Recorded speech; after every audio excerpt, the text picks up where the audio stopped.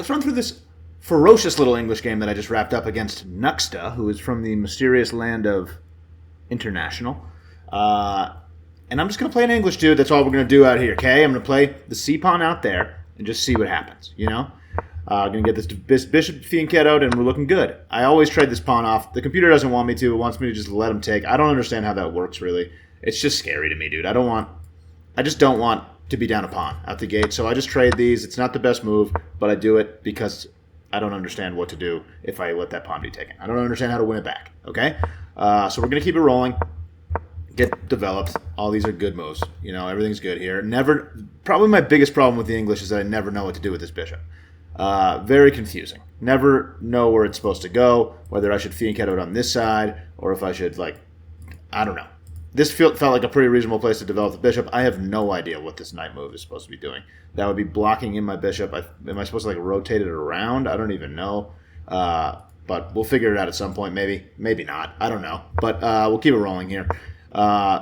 Get my rook to the middle. So this was a bad move from Nuxta because I could have forked the bishop in the pawn. I missed that.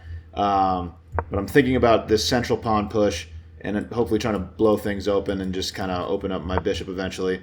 So I push the pawn. We're just going to end up trading a bunch of stuff here.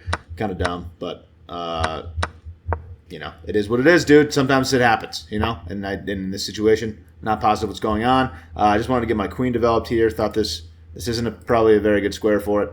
Oh, yeah, so I could attack this pawn immediately because it's pinned to the queen. That's an interesting idea. Okay, maybe next time. Maybe we'll get him next time, dude. He pushes that pawn. I get my rook on the open file, which the computer likes. Appreciate the computer giving me a little props there, you know. It's nice to get told you're right every once in a while.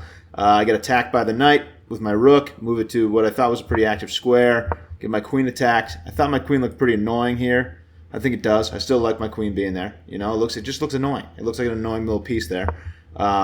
He blocks I was really planning on swinging my rook here, getting the rook stacked on the open file, and my queen's kind of teaming up here. I really liked this. So this move was pretty annoying. So I moved my knight out of the way, thinking that I could just attack this knight, noticing that the queen is pinned. So things are getting pretty ugly there, actually.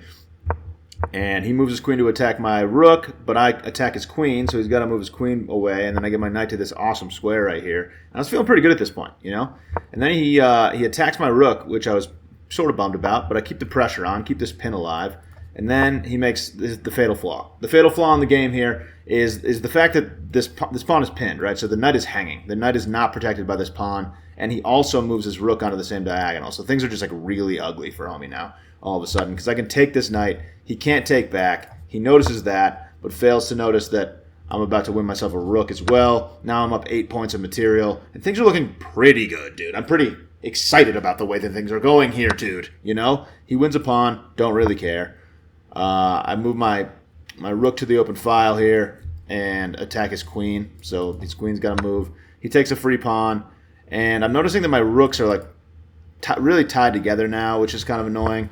I just looked to trade the bishop here. He's happy to trade it, I guess. I don't know why. That seemed pretty strange. I moved my rook up here, the one that was being attacked by the queen, with the plan of trying to just trade off more stuff. And that's exactly what I do. I move my rook to here, sort of force the trade, you know, because my queen defends this rook, my knight defends this rook, so he's going to have to trade this rook. I'm just going to make him trade it. He does. I take the rook back. And now I get a little scared of a perpetual check potentially here. I mean, I have to move my king there, and then, okay, I guess I didn't have to, but I had to. And then he gives a check on the diagonal here, and I'm scared, honestly. I'm making the best moves here, so just walking my king into the open, but I was not psyched that he was getting all these queen checks. And then he takes a pawn, and I figured, all right, I'm just not going to let him check me anymore. I straight up sacrifice my rook. I've got 10 seconds on the clock on this guy. I've got an extra knight. I just got to make sure I don't let him perpetual check me. So I sack the rook, give a check with my knight. I saw that I could do this, so I win 2 pawns for the rook, and I'm just giving checks now, and his king's really open, so I know that I'm going to be able to give checks and just be annoying for the rest of the game is really my plan here. So he moves his king down. I give another check, and he's just running out of time here. You know, I'm just putting the pressure on, and about to find a checkmate here. If I had a little bit more time, probably would have found one. Maybe not. I don't know. I'm not that good at finding checkmates. But, dude, we win the game. You know, he runs out of time and we win the game. That's how you win the game, dude. You find a pin and you exploit it. You exploit it and you beat a Nuxta, an international Nuxta, dude. That's how we do it out here. Thanks for watching. Catch you later.